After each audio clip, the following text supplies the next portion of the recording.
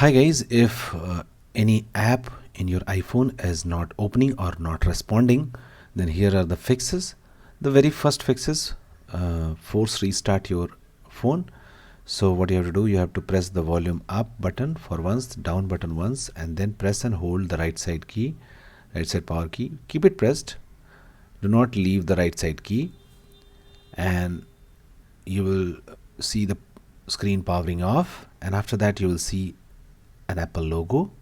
Once you see the logo, leave the right side key, and then you have forcefully restarted the iPhone. If that also does not work, then what you can do, you can just go to App Store, and once you search it, just locate that particular app which is installed in your phone. If there is any update option here, just tap on update to update that particular app. Once the app is updated, try to open the app again and the problem will be fixed. Also, don't forget to update your phone.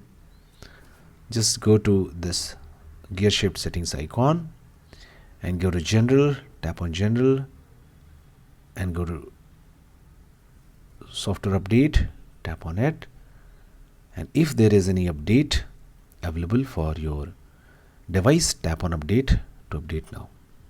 Okay, so these are the methods.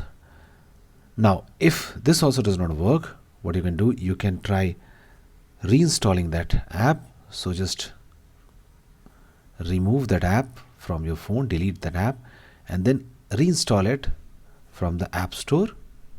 Okay, just search here and install it. So this is also one of the method.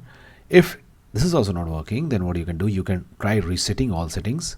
So just go to settings